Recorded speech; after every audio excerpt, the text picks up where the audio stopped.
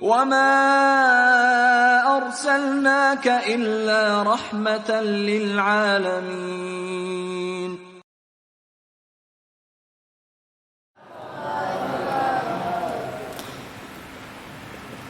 Alhamdulillahi ala ihsani wa syukru lahu ala taufiqihi wa amtinani.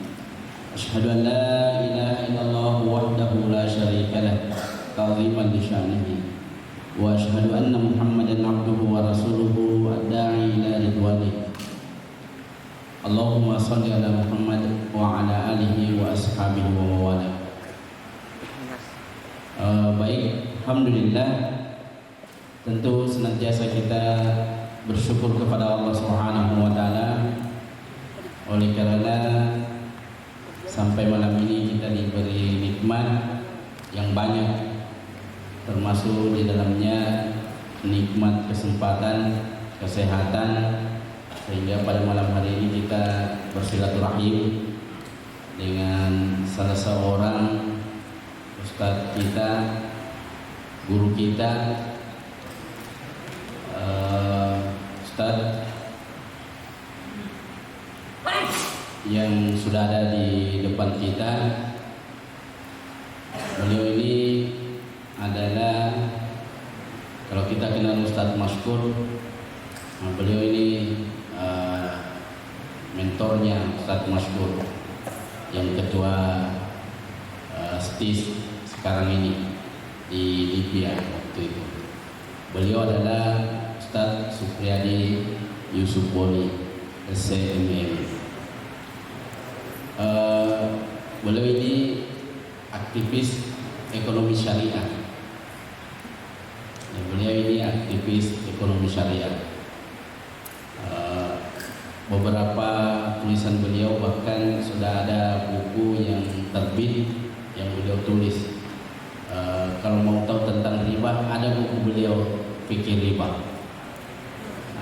Dan fikih-fikih yang lain yang beliau sudah tulis, yang insya Allah tinggal beliau ajarkan di Prodi Ekonomi Syariah STI Al-Bayan dalam waktu dekat insya Allah, dalam rangka mengambil berkah ilmu manfaat yang banyak kepada ikhwah yang masih ada di luar. Agak masuk sedikit ya, agak masuk sedikit supaya rapat-rapat sedikit, supaya kalau turun rahmat di dalam majelis ini semuanya dapat, karena rapat. Kalau tidak rapat, tidak semuanya dapat. Baik, untuk mempersingkat waktu, kita persilahkan kepada Ustadzuna Al-Fadil Ustadz Supriyadi Yusuf Boni, SCMM. Kepada beliau, paling tepat dan masykur jurah.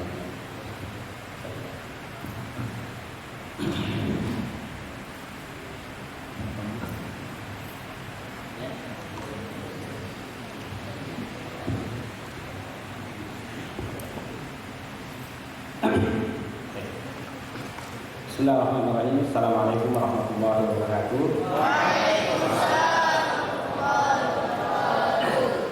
Alhamdulillahilladzi bi ni'matihi tatimmus shalihat wa bi fadlihi tatanazzalul barakat wa bi mannihi wa karamihi tatahaqqaqu al-maqasid wal ghayat. Asyhadu an la ilaha illallah wahdahu la syarika lah wa asyhadu anna Muhammadan abduhu wa rasuluhu la nabiyya ba'dahu. Allahumma la sahla illa ma ja'altahu sahla wa anta idza syi'ta ja'alta as-sahla sahla. Allahumma sahhil lana umurana wa warhamna bi rahmatika ya arhamar rahimin.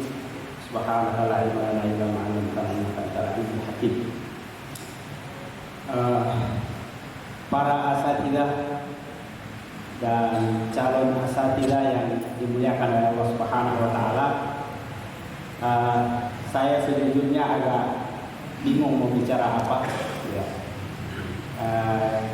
Karena saya lagi berada di tengah-tengah ashabul ilm, ya.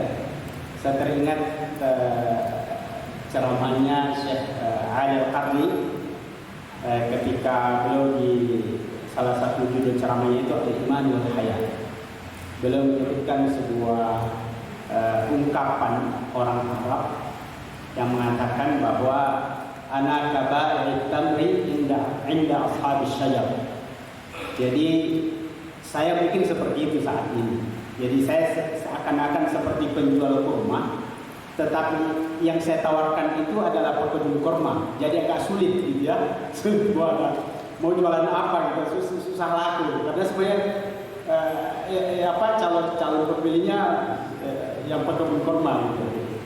Lalu kemudian ada juga sebuah ungkapan Arab yang mengatakan bahwa di antas ma'abil mu'aidi khairun min antara, bahwa terkadang ketika kita mendengarkan nama seseorang disebut bisa saja jauh lebih menarik ketimbang ketika kita bertemu langsung. Yang mudah-mudahan Allah Subhanahu wa taala memberikan berkah dari pertemuan kita kali ini insyaallah. Kemudian salam dan salawat kepada Rasulullah sallallahu alaihi wasallam sebagai satu-satunya orang yang ada perintah untuk diikuti. Enggak ada yang lain kecuali Rasulullah sallallahu alaihi wasallam. Bahkan Allah sampai memberikan jaminan 2 bagi orang yang mengikuti perilaku, tindak tanduk, pola hidup Rasulullah sallallahu alaihi wasallam di semua sektor kehidupan. Kehidupan personalnya, kehidupan pribadi, kehidupan dalam keluarga, kemudian masyarakat dan sebagainya. Allah mengatakan, "Kun, katakanlah, in kuntum, kalau kalian tuhibbunallaha, kalau kalian betul-betul cinta kepada Allah, maka ayatnya fattabi'uni, ikutilah pola hidup yang telah dicontohkan oleh Rasulullah SAW. Apa ganjarannya? Dalam ayat itu sendiri disebutkan yuhibbukumullah. Jadi ganjaran pertamanya adalah jaminan bahwa Allah akan memberikan cintanya dan ridhonya kepada orang yang mengikuti Rasulullah.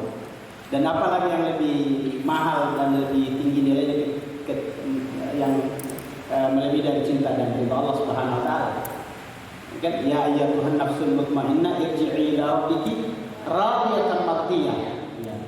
Persoalannya bukan hanya sekedar kita rela dan menerima takdir untuk meninggal, bukan hanya itu.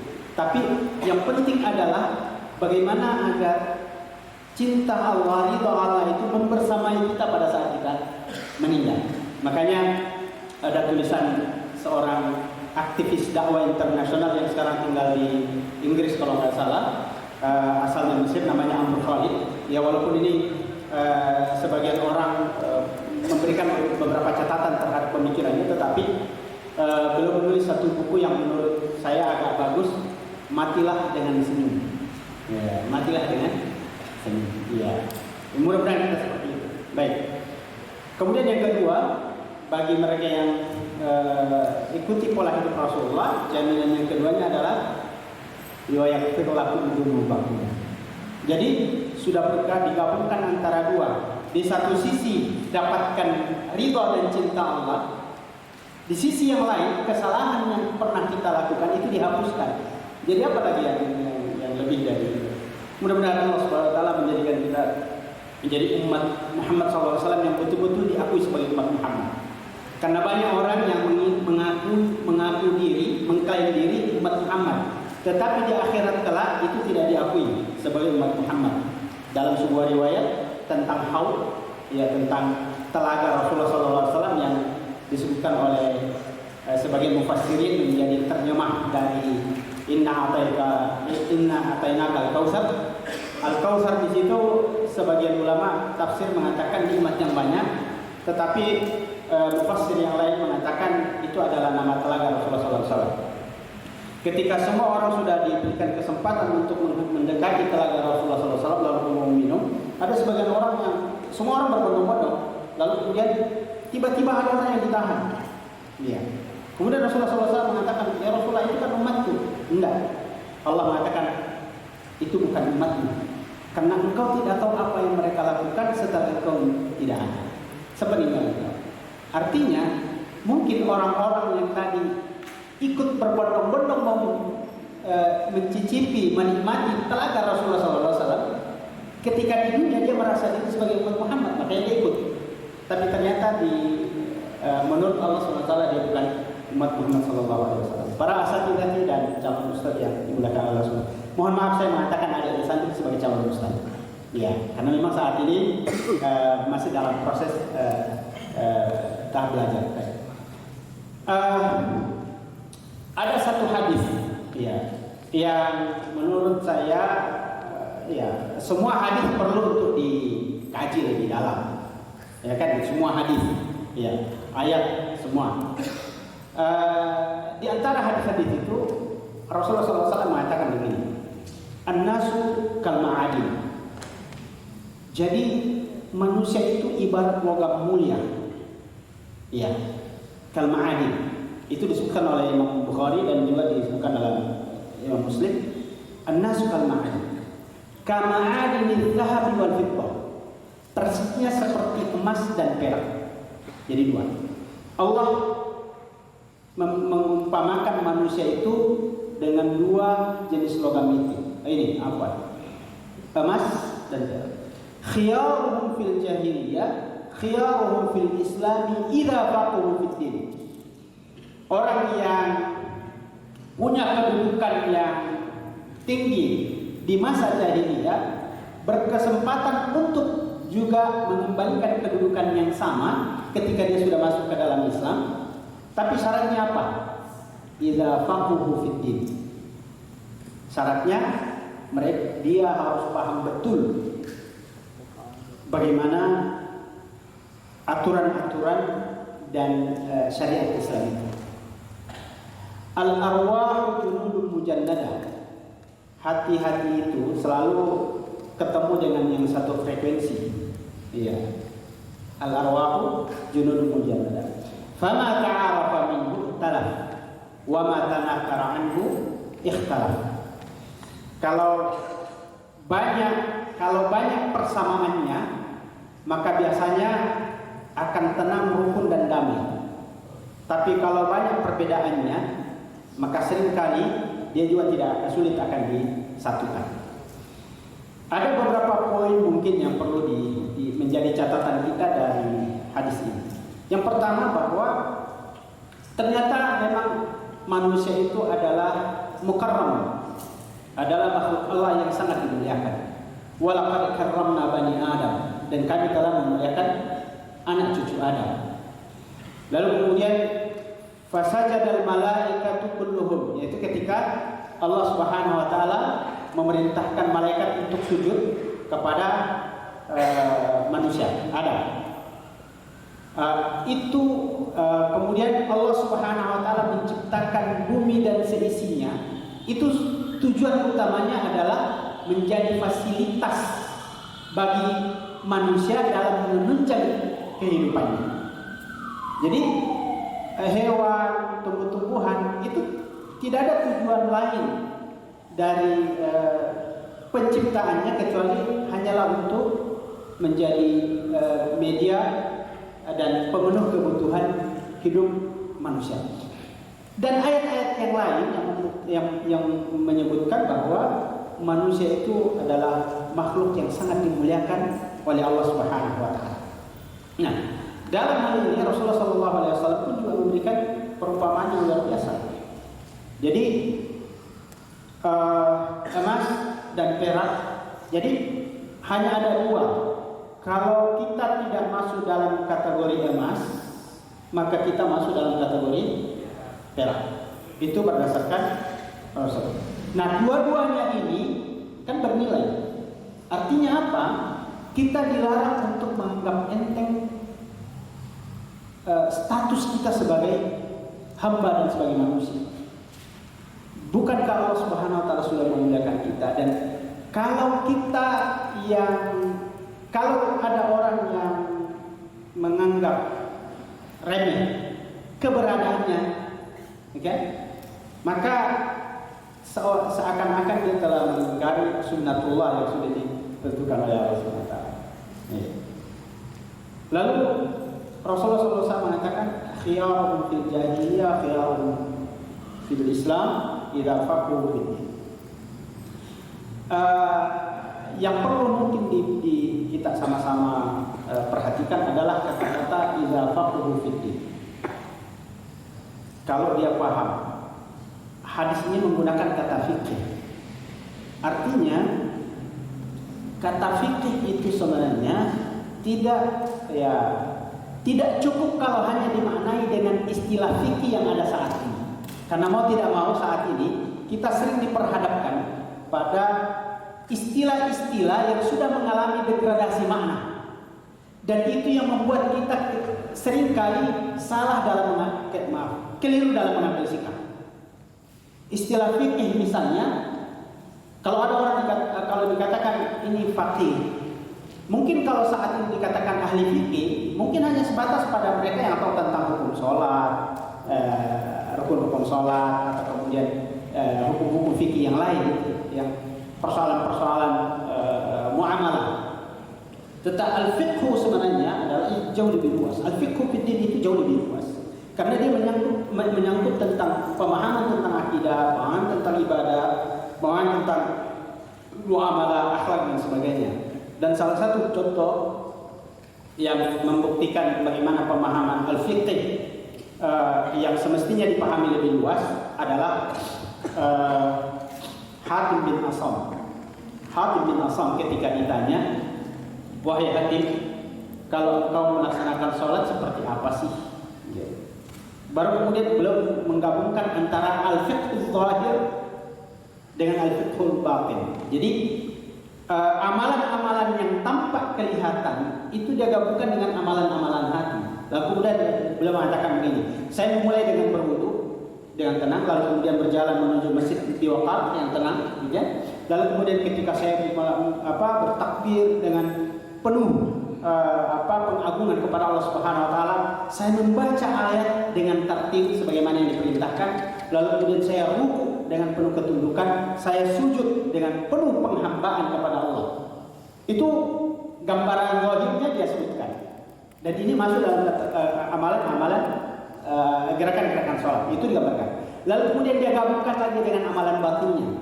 Tapi saya membayangkan Allah di atas melihat saya. Lalu kemudian saya membayangkan akan datang malaikat. Lalu kemudian surga berada di sebelah kanan saya. Lalu kemudian neraka berada di kiri saya. Lalu kemudian saya dibayang-bayangi dengan kesalahan dan dosa yang pernah saya lakukan. Lalu kemudian saya coba untuk sekhusyuk mungkin. Setelah itu saya salam, tapi saya tidak yakin apakah sholat saya diterima atau tidak oleh Allah Subhanahu wa taala. Inilah yang menunjukkan bagaimana fikih sebenarnya itu. Jadi fikih idza faqahu fid din itu maknanya jauh lebih luas dari makna yang ada saat ini.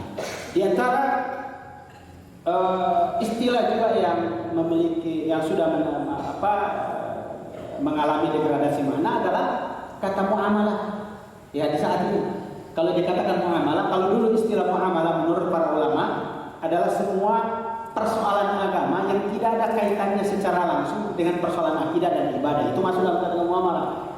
Jadi hukum pidana itu masuk muamalah, hukum perdata masuk di muamalah, hukum kenegaraan, tata kenegaraan itu muamalah, hubungan internasional masuk dalam muamalah, keluarga dan sebagainya masuk dalam persoalan muamalah. Tapi saat ini istilah muamalah kalau disebutkan itu lebih pada persoalan bisnis, interaksi bisnis antara sesama manusia itu.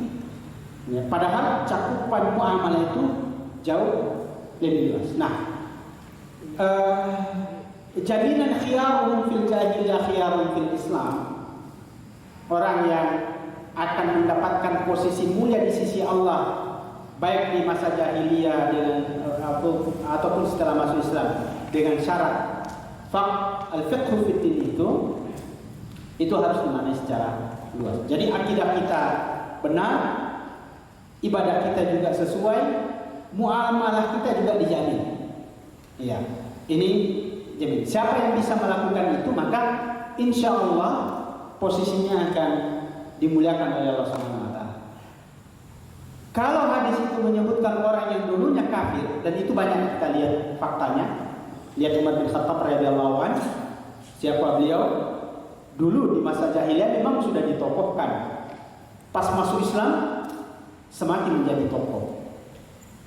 Abu Bakar radhiyallahu anhu juga sudah disegani oleh penduduk Makkah pada saat itu. Setelah masuk Islam, beliau semakin disegani. Semua sahabat seperti itu. Abu Sufyan dan sebagainya, Utsman bin Affan dan sebagainya, ya. Abdurrahman bin Auf dulu memang sudah dikenal pedagang. Masuk dalam Islam, ternyata keahliannya, skillnya berdagang itu tidak berubah, malah menjadi lebih hebat. Ya, faktanya satu-satunya orang yang pernah berpikir bagaimana menjadi miskin adalah Abdurrahman bin Auf. Kalau kita ini capek berpikir bagaimana bisa kaya, ya kan? Abdurrahman bin Auf itu pernah berpikir bagaimana jadi miskin. Capek dia mau jadi kaya. Ya. Ya, kisahnya kan jelas ya, sangat ma'ruf itu kisahnya. Ya, ketika terjadi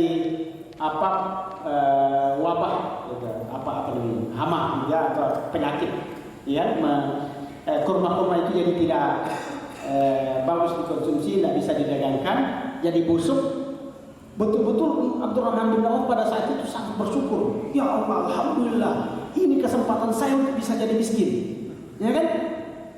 Jadi dia ambil kebijakan, dia beli semua kurma yang busuk penduduk Madinah pada saat itu, dia beli semua. Karena bayangan dia, ini tidak akan mungkin dimakan juga tidak, mau dijual juga tidak. Jadi kesempatan saya untuk membeli. Ya, artinya kalau saya membeli, saya bukan menghamburkan harta saya, tapi saya membantu para pekebun yang kebetulan tidak bisa mendapatkan hasil dari situ. Lalu setelah dia beli, alhamdulillah dia senang, tiba-tiba dapat informasi di Yaman ada penyakit wabah yang obatnya hanya kurma busuk, dan itu tidak ditemukan kecuali di Abdurrahman bin Auf, karena dia sudah bawa juga, dia nggak tahu informasinya sebelumnya. Ya, akhirnya tidak jadi miskin. Coba. Iya, jadi khiyaruhum fil jahiliyah, khiyaruhum fil Islam. Nah, itu orang-orang yang dulu pernah hidup dari masa jahiliyah saja itu tetap dimuliakan, apalagi kita yang tidak pernah hidup di masa jahiliyah. Tentu peluangnya seharusnya jauh lebih besar. Seharusnya jauh lebih besar, gitu. Karena sejak awal kita tidak pernah, hati kita secara umum tidak pernah terkontaminasi dengan kesyirikan dalam artian aktivitas yang dilakukan oleh orang-orang jahili. Dan itu menjadi kelebihan. Kenapa Abu Bakar radhiyallahu anhu menjadi salah satu keistimewaan Abu Bakar adalah di antara para sahabat yang lain, karena memang sejak awal tidak pernah terjerumus dalam kesyirikan. Berbeda dengan sahabat-sahabat yang lain yang sempat sebagian terjerumus dalam kesyirikan. Iya. Jadi syaratnya hanyalah faqhu fiddin, dan al-fiqhu fiddin, husnul fiqhi fiddin, memiliki pemahaman yang baik, tepat, benar tentang keislaman itu menjadi syarat utama yang harus dimiliki oleh siapapun yang ingin memperbaiki kehidupan sosialnya maupun ingin terlibat dalam aktivitas dakwah. Karena kalau pemahaman yang keliru, ya, maka selain dia sendiri yang akan mendapatkan mudaratnya, orang lain pun nanti akan berimbas. Jadi dampaknya lebih besar. Nah, al-fiqhu fiddin, ya, idza faqhu fiddin, ya tentu sumber utamanya adalah Al-Quran dan hadis Rasulullah sallallahu alaihi wasallam. Kalau toh ada penjelasan para ulama, maka itu menjadi alat bantu bagi kita untuk memahami apa yang diinginkan Allah dalam Al-Quran dan apa yang diinginkan oleh Rasulullah SAW dalam hadisnya. Makanya Ibnu Taimiyah itu mengatakan begini: qaulul ulama, qaulu alimin yuhtajju lahu wa la yuhtajju bihi. Jadi pendapat dan ijtihad para ulama itu tidak serta-merta bisa dijadikan sebagai dasar hukum. Bahkan memang tidak mungkin jadi dasar hukum. Karena yang bisa jadi dasar hukum dalam Islam itu hanyalah Al-Quran dan hadis. Ini kalau toh ada ijma' dan qiyas itu adalah penjabaran dari Al-Quran dan Al-Hadis. Gitu. Tetapi fatwa ulama, ya, ijtihad para ulama bukan dasar hukum. Ya, makanya perlu untuk menyikapi, tapi bukan berarti kalau begitu ya sudahlah ulama ijtihad mereka enggak begitu juga gitu ya. Karena mereka adalah orang-orang yang dikaruniai pemahaman yang dalam, lalu kemudian diberikan karunia menguasai ilmu-ilmu lain yang menjadi perangkat membantu mereka untuk bisa memahami ayat dan hadis secara tepat. Makanya perkataannya Ibnu Taimiyah itu yang mengatakan yuhtajju lahu wa la yuhtajju bihi, artinya dia bisa dijadikan sebagai alat bantu untuk memahami ayat dan hadis Rasulullah SAW. Itu yang pertama. Dan Al-Quran dan Al-Hadis seperti yang kita jumpai saat ini sudah mendapatkan jaminan penjagaan dari Allah Subhanahu wa taala. Jadi kita nggak perlu khawatir bahwa akan Al-Quran nanti akan ada Al-Quran yang mungkin ayatnya beda dan sebagainya, karena Allah Subhanahu wa taala sudah menjamin. Dan ini juga menjadi salah satu bukti umat Islam itu diistimewakan betul oleh Allah Subhanahu wa taala ketimbang umat-umat yang lain. Ya. Umat-umat yang lain itu mungkin dulu pernah jaya, peradabannya sempat luar biasa, tetapi saat ini kita masih lihat ada peradaban itu? Enggak ada, habis. Iya. Umat-umat dahulu cara tobatnya itu sangat beda dengan cara tobat kita saat ini. Ya kan, umatnya Nabi Musa. Cara tobatnya dari dosa besar apa? Dalam Al-Quran. Salah satu caranya faqtulu anfusakum. Ya kan? Kalau betul-betul kalian mau bertobat, maka bunuh diri. Itu salah satu cara tobat. Kita sebesar apapun dosa yang ada yang dilakukan, tidak ada perintah syariat untuk bunuh diri. Bahkan dianggap berdosa. Dan itu salah satu bentuk keistimewaan yang Allah SWT berikan ke kita. Jadi sebagai umat Muhammad. Kemudian keistimewaan yang lain yang Allah berikan dengan ke umat Muhammad ini, bahwa umat ini tidak akan pernah punah sampai akhir zaman. Karena memang statusnya sebagai umat terakhir memang. Tetapi Allah Subhanahu wa taala Allah Subhanahu wa taala sudah melalui lisan Rasulullah SAW sudah menyiapkan perangkat-perangkat yang bisa menjaga eksistensi umat ini sampai hari kiamat. Di antaranya adalah hadis Rasulullah SAW mengatakan, la tazalu ta'ifatun min ummati zahirin 'ala al-haq.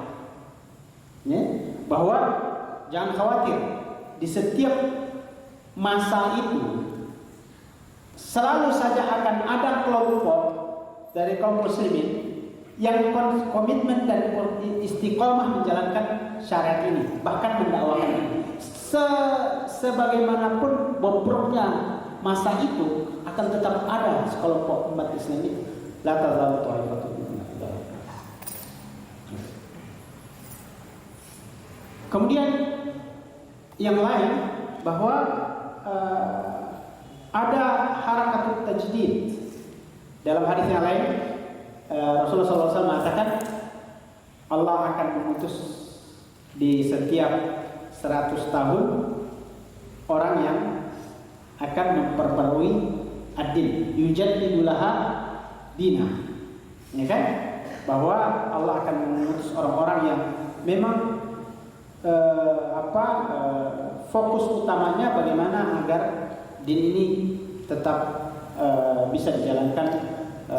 Kita baca, ya kita dengar misalnya, itu lalu kemudian 100% di copy paste lalu kemudian dijadikan sebagai bahan diskusi di antara kita. Jauh lebih penting bagi kita untuk melihat bagaimana kondisi real masyarakat, lalu kemudian kira-kira kekurangan-kekurangan yang ada seperti apa, lalu kemudian itu yang kita coba analisa dengan baik, lalu dirumuskan bagaimana proses perbaikan. Karena para ulama mengatakan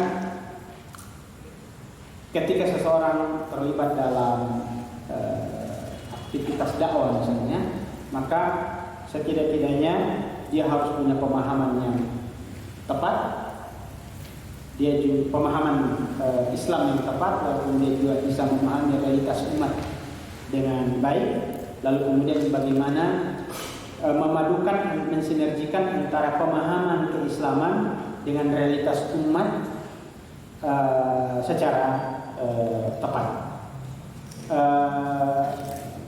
Seringkali ada beberapa ungkapan memang yang seringkali menjebak tanpa sadar.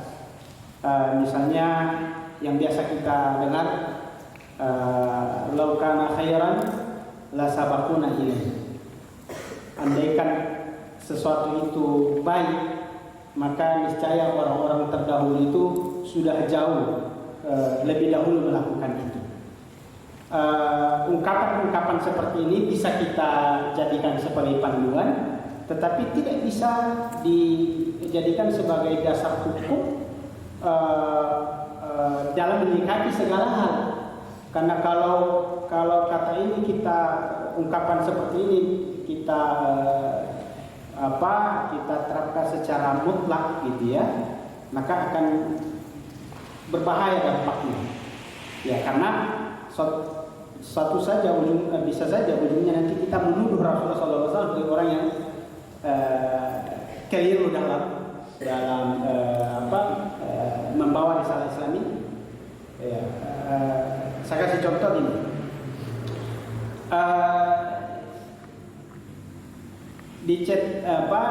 Proses pengumpulan Al-Quran menjadi satu mushaf itu di masa Utsman atau Abu Bakar? Di masa Abu Bakar. Cuman dia diperbanyak di masa Utsman, tapi mengumpulkannya menjadi satu mushaf itu, dikumpulkan menjadi satu itu di masa Abu Bakar. Apakah mengumpulkan Al-Quran itu baik? Ya pasti baik. Nah, kenapa itu tidak dilakukan di masa Rasulullah? Ya kan? Termasuk yang perlu mungkin kita sama-sama cari atau mendudukkannya secara proporsional, istilah, mohon maaf ya kalau saya menyebutkan istilah bid'ah misalnya. Ya, saya Allah Ta'ala saya melihat ini mudah-mudahan ini bukan masih prematur lah sifatnya gitu. Istilah bid'ah saat ini yang saya lihat tidak punya batasan yang jelas, sehingga menjadi sumber kebingungan ya, dalam menyikapi persoalan-persoalan keagamaan. Kalau misalnya kita mendefinisikan bid'ah itu adalah segala perbuatan yang dianggap ibadah dan tidak pernah dicontohkan oleh Rasulullah itu adalah bid'ah dan itu diberlakukan secara mutlak, maka akan berbahaya. Karena terlalu banyak yang aktivitas dahulu yang sekarang ini kita anggap sebagai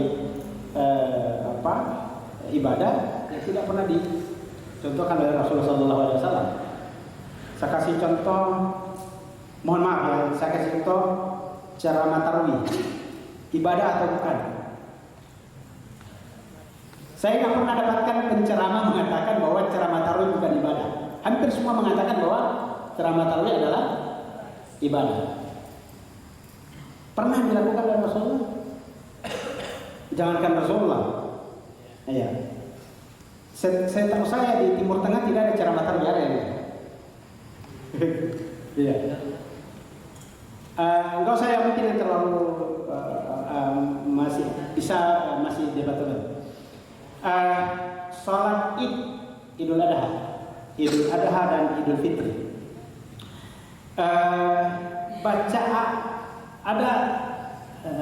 Ada bacaan khusus enggak antara takbir yang diriwayatkan dari Rasulullah?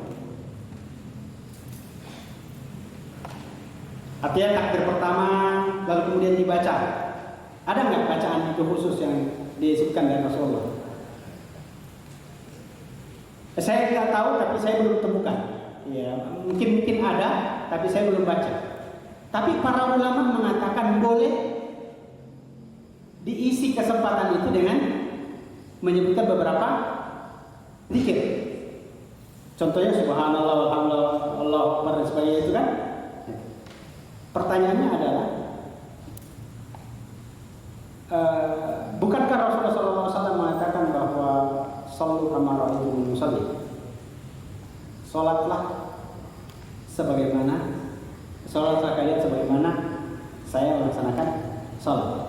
Nah, kalau misalnya antara takbirnya Rasulullah SAW itu tidak ada zikir khusus, lalu kemudian kita menganggap itu bisa diisi dengan zikir, apakah masih sesuai dengan sallu kama ra'aitumuni usalli? Contoh ini hanya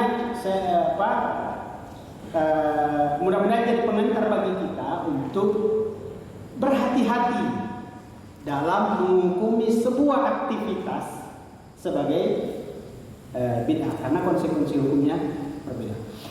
Ini diantara realitas yang kita temukan di tengah-tengah kaum muslimin saat ini, di mana tanpa disadari seringkali menjadi sumber polemik yang sebenarnya tidak penting. Iya. Belum lagi kalau kita masuk dalam persoalan-persoalan yang mana.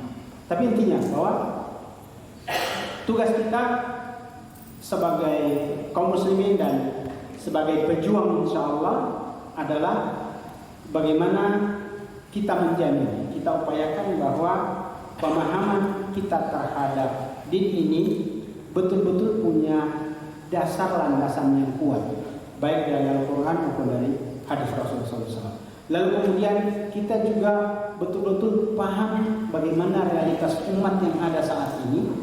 Lalu dari dua bekal ini kita bisa merumuskan bagaimana gerakan perbaikan yang bisa kita tempuh. Mudah-mudahan dengan cara seperti itu ya kita bisa mewujudkan sebuah kondisi umat yang jauh lebih baik, insya Allah. Yang namanya kekurangan itu pasti ada, sebab ya dalam sebuah hadis, kalau nggak salah hadis qudsi dikatakan, wahai manusia, kalau kalian semuanya sudah bertakwa, tidak ada lagi yang berdosa, maka Allah akan wafatkan kalian lalu kemudian mendatangkan umat yang lain yang kerjaannya berdosa. Iya. Tapi bukan hanya berdosa saja. Ketika mereka berdosa, mereka bersegera untuk beristighfar kepada Allah Subhanahu wa taala. Jadi persoalannya bukan pada apakah kita berdosa, itu sudah menjadi kodrat kita sebagai manusia, pasti akan berdosa.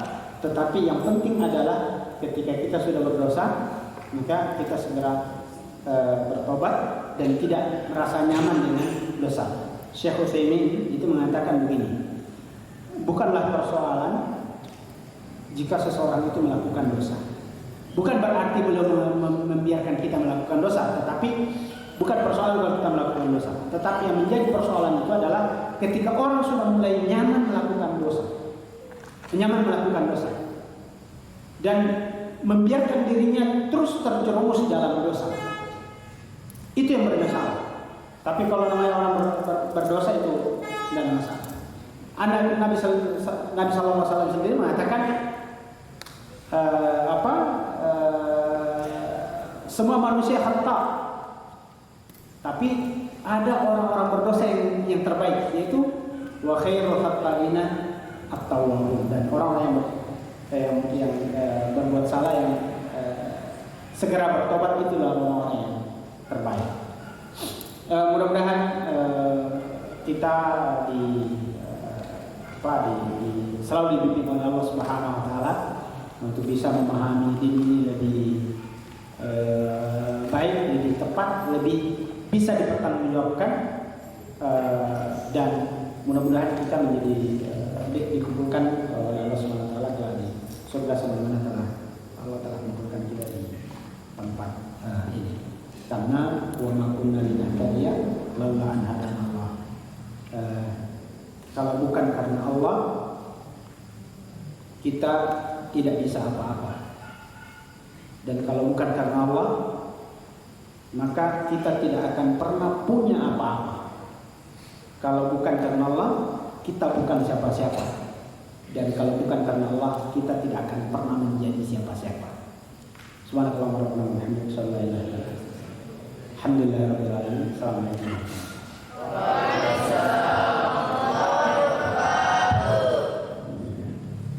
Alhamdulillah, kita sudah mendengarkan beberapa faedah ilmu. Mudah-mudahan ini menjadi tambahan manfaat untuk kita semua. Kalau ada yang mau bertanya, santri, pemuda, Alhamdulillah. oh silakan. Satu, tambah lagi. Ada yang mau bertanya? Alhamdulillah. Silakan. Sudah ada satu penanya.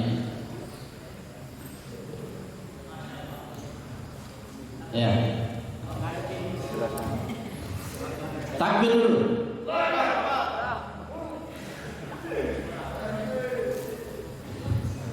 Assalamualaikum warahmatullahi wabarakatuh.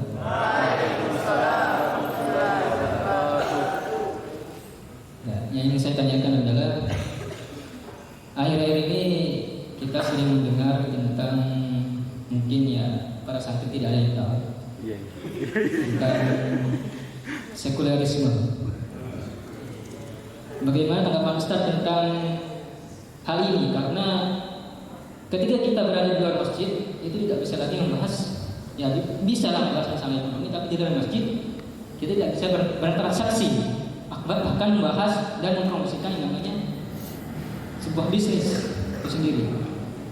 Bagaimana tanggapan Ustaz tentang itu? Saya tidak menjabarkan tentang ayat, tapi ini faktanya begitu. Dan saya waktu tugas di daerah Sumatera menemukan sosok yang seperti itu.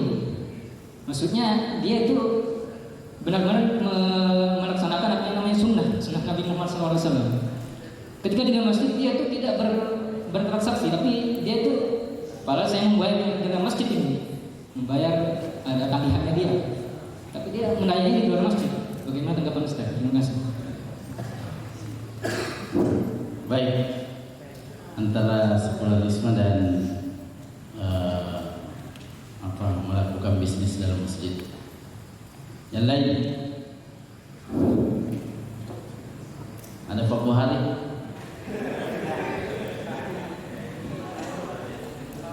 Silakan. Arham. Masih ada? Ya, pikir-pikir aja dulu. Besok pagi kita akan ngobrol perkara iman. Ya. Kalau kita sebut ngopi ini sudah langsung terang, strong. Tapi ngopi yang dimaksud adalah ngobrol perkara iman. Ya, kita jawab dulu. Ada dari sini? Ya, kita jawab dulu. Sebelum saya jawab, saya ingin mau bertanya dulu ya. Ya kan katanya jawaban yang paling bagus adalah pertanyaan, ya kan? Saya masih tadi kan pertanyaan tentang sekularisme, tapi saya contohnya tentang jual beli dalam masjid. Saya belum temukan bagaimana korelasinya antara sekularisme dengan jual beli di masjid. Apa di mana letak korelasinya sehingga jual beli di masjid itu yang dijadikan sebagai contoh? Ya padahal kan pertanyaan tentang sekularisme. Ya, ya jadi ataukah dua hal yang berbeda? Kan gitu. Kalau dua hal yang berbeda, saya kira begitu. Pertama, pertanyaan tentang sekularisme, pertanyaan termasuk juga yang saat ini tentang terorisme misalnya, tentang deradikalisme dan sebagainya. Saya secara pribadi, termasuk misalnya demokrasi dan sebagainya, istilah-istilah itu, saya secara pribadi itu tidak bisa menjawab secara umum. Saya tidak tahu, karena bisa saja nanti apa yang antum pahami itu berbeda dengan apa yang tergambar dalam pikiran saya. Sehingga ketika jawaban itu muncul, nanti seolah-olah itu sudah menjawab pertanyaan persepsi yang ada di Ustadz, gitu ya. Jadi saya mau melihat dulu apa yang dimaksud yang Ustadz maksudkan dengan sekularisme itu. Ya. Contoh gini. Ya gini. Saya kasih contoh tentang misalnya demokrasi. Nanti dikiaskan dengan sekularisme. Demokrasi misalnya. Makna demokrasi itu kan bagi sebagian orang itu kan berbeda-beda. Kan gitu. Oke. Dan perbedaan persepsi pemaknaan terhadap itu juga akan berimplikasi pada bagaimana mendudukannya secara syar'i. Contoh, kalau orang mengatakan bahwa demokrasi itu adalah memberikan ruang kepada orang untuk menyampaikan apa yang ada dalam pikirannya. Dan sering orang-orang yang punya pemikiran seperti ini sering mendalilkan pandangannya pada kisah perang Khandaq. Oke? Maka kalau seperti ini persepsi yang terbentuk, maka tidak ada masalah memang secara syar'i. Syariat memberikan ruang kepada siapapun untuk menyampaikan sikapnya. Bahkan kepada imam sekalipun. Umar bin Khattab radhiyallahu anhu itu pernah pada saat sudah menjadi khalifah pernah berjalan di Madinah. Lalu teman-teman di pinggir kota itu dia ditemui oleh seorang wanita. Dia mengatakan, "Wahai Umar, dulu saya masih lihat engkau namanya Umair. Saya masih sebut engkau Umair karena waktu itu engkau masih kecil tapi suka berkelahi di pasar. Lalu tidak lama kemudian engkau tumbuh besar, maka engkau pun namanya Umar. Oke, Umar. Lalu sekarang belum lama saya lagi temui engkau sudah menjadi posisi sebagai khalifah kaum muslimin. Maka Umar, fattaqillaha wattaqi ummat Muhammadin sallallahu alaihi wasallam. Wattaqi ummat Muhammadin sallallahu alaihi wasallam. Maka wahai Umar, bertakwalah engkau kepada Allah dan jaga betul hak-hak kaum muslimin. Menteri, ya pejabat setingkat menteri yang berjalan bersama Umar itu sampai kemudian mengatakan, wahai wanita, ini khalifah loh ini, jangan bersikap seperti itulah. Lalu Umar mengatakan begini, jangan. Ini wanita yang sudah didengarkan keluhannya oleh Allah di langit. Maka Umar lebih wajib dan lebih pantas untuk mendengarkan nasihat dari wanita ini. Nah, kalau sekularisme yang saya pahami, anggaplah kalau foto dianggap sebagai makna mungkin yang selama ini disebutkan, misalnya membedakan urusan agama diatur oleh ulama, urusan dunia diatur oleh penguasa. Kalau ada orang memahami bahwa agama tidak bisa masuk mengatur ranah kehidupan sosial, maka tentu pemahaman itu tidak sesuai dengan syariat Islam. Karena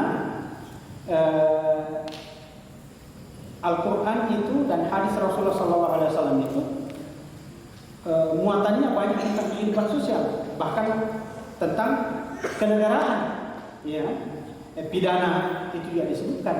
Jadi kalau seperti itu pemahamannya, Allah Taala, ya saya punya sepakat bahwa hal itu tidak sesuai dengan tidak sejalan dengan syariat dan pemahaman Islam. Itu yang terkait dengan transaksi dalam masjid itu, para ulama berbeda pendapat. Gitu ya. Ada berbeda pendapat dalam hal itu. Ada yang memang strike mengatakan itu jual belinya jadi tidak sah, transaksinya tidak sah. Ada yang mengatakan bahwa transaksinya sah, hanya melakukan pelanggaran. Beda, dan secara hukum itu beda. Antara transaksi yang sah dengan transaksi yang tidak sah, dengan transaksi yang sah tapi ada pelanggaran di dalamnya. Contoh, jual beli ina itu menurut mazhab Syafi'i transaksinya sah. Kenapa? Karena memenuhi semua rukun jual beli itu ada, terpenuhi. Cuman pelakunya dianggap bersalah karena melakukan larangan Rasulullah SAW yang melarang jual beli ina. Ya, jadi transaksi jual beli, berjual beli dalam di masjid itu yang setahu saya itu dikhilaf oleh para ulama. Memang yang strike dalam hal itu mazhab Imam Ahmad yang mengatakan itu memang tidak, transaksi yang menjadi tidak sah, dan karena dianggap transaksi tidak sah maka proses perpindahan antara pengalihan hak kepemilikan antara objek transaksi menjadi tidak sah. Kalau itu tidak sah berarti menggunakannya juga menjadi haram statusnya.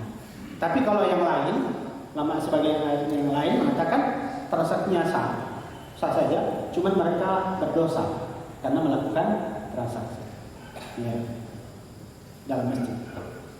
Jadi silakan mau saya lebih suka menyerahkan pilihan itu masing-masing diberikan ruang untuk memilih. Ya, yang penting punya dasar dan siap mempertanggungjawabkan. Ya.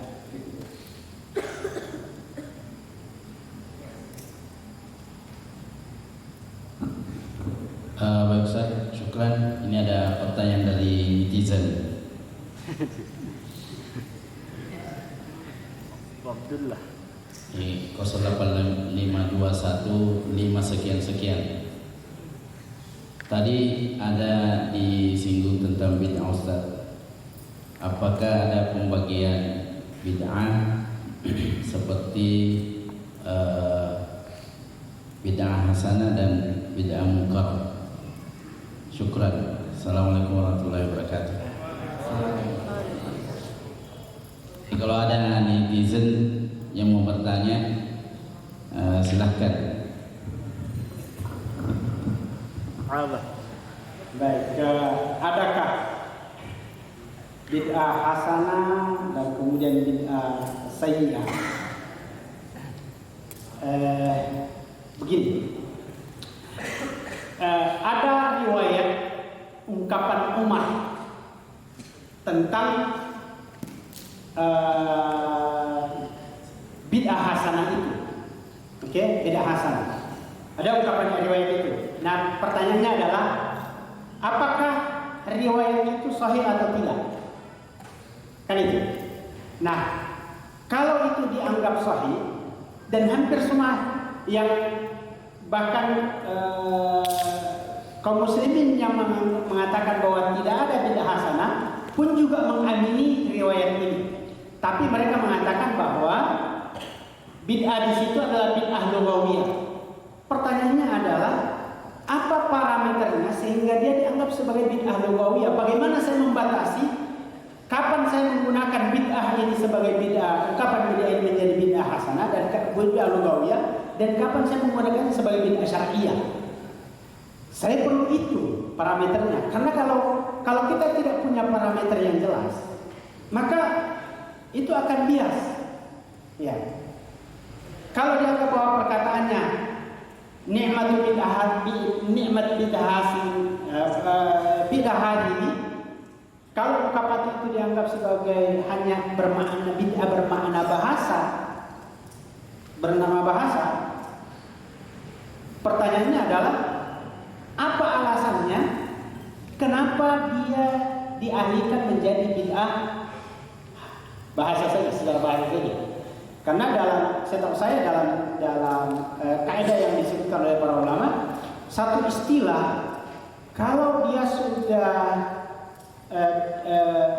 punya makna tersendiri, maka dia tidak bisa dialihkan ke makna bahasanya kecuali ada alasan penunjang, pendukung. Saya kasih contoh, istilah sholat. Sholat itu sudah punya definisi secara syar'i makna. Artinya kalau sudah disebutkan kata sholat, maka yang dimaksud itu adalah rangkaian gerakan dan ucapan yang dimulai dengan takbir dan diakhiri dengan salam. Itu makna. Tetapi secara bahasa, sholat itu maknanya adalah berdoa. Nah sekarang, untuk ketika saya mengucapkan kata salat, maka seharusnya makna yang dipahami seharusnya adalah makna syar'inya. Saya baru bisa beralih ke makna bahasa kalau ada alasan pendukung. Nah sekarang bid'ah itu sudah punya makna, oke? Sudah punya makna. Minimal hadis kullu bid'atin dhalalah, kalau itu misalnya dijadikan dasar. Nah pertanyaannya sekarang, apakah Umar bin Khattab radhiyallahu anhu tidak paham tentang istilah kullu bid'atin dhalalah itu, lalu kemudian tetap mengatakan itu? Oke, ini boleh orang mengatakan ini maknanya bid'ah secara bahasa. Sekarang berikan ke saya alasan yang kuat, pendukung kenapa makna kata bid'ah dalam ungkapannya Umar itu dipahami secara bahasa. Itu dulu. Nah, wallahu ta'ala alam, ya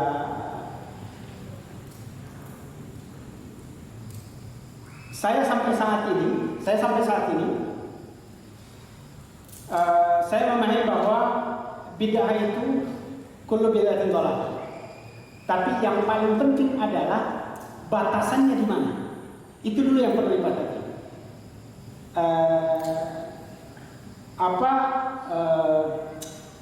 Ketentuan-ketentuan yang harus terpenuhi sehingga sebuah amalan itu dianggap sebagai bid'ah.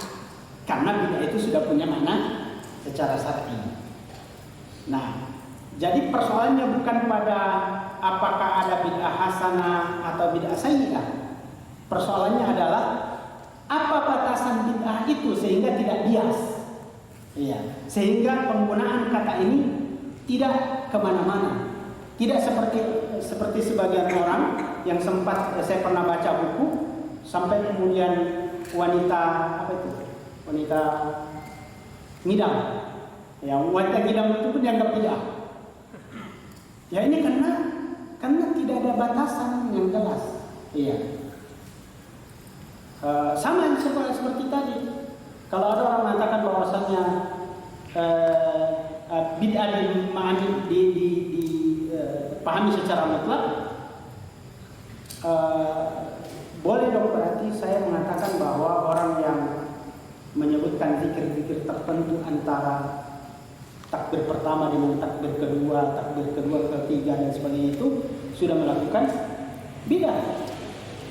Karena tidak dicontohkan oleh, minimal bagi saya untuk saat ini saya belum temukan ada riwayat yang menyebutkan bahwa Rasulullah punya zikir tertentu antara takbir pertama dengan takbir kedua di sholat itu. Nah kalau ada orang yang membaca itu atau menganjurkan untuk membaca itu berdasarkan definisi bid'ah, maka semestinya harus dihukumi bid'ah konsekuensinya. Ya. Tapi kan enggak. Kita tidak pernah mengatakan sampai saat ini kita tidak juga meyakini bahwa zikir-zikir yang disebutkan antara takbir pertama dengan takbir kedua itu masuk dalam kategori bid'ah. Dan itu kita lakukan. Wallahu ta'ala.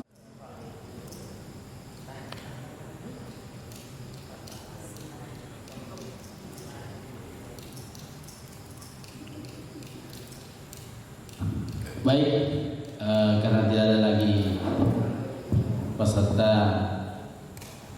yang bertanya, netizen juga sudah tidak ada yang SMS. Sisa 4 menit juga masuk pukul 22 waktu Indonesia Tengah, maka alhamdulillah kita tentu sudah mendapatkan banyak hal, dan kita ucapkan kepada pemateri jazakumullahu khairal jazaa. Dan untuk itu kita tutup majelis kita dengan bersama-sama membaca doa kepada majelis.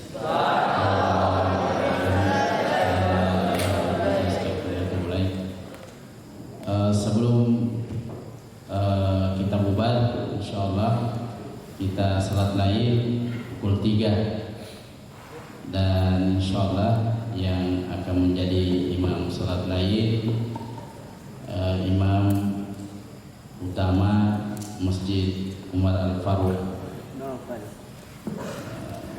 hari ini Ustaz Abdul Bahar hafizahullah ta'ala, insyaallah.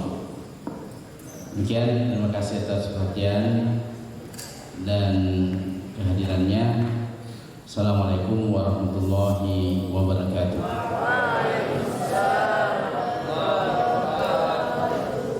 وما أرسلناك إلا رحمة للعالمين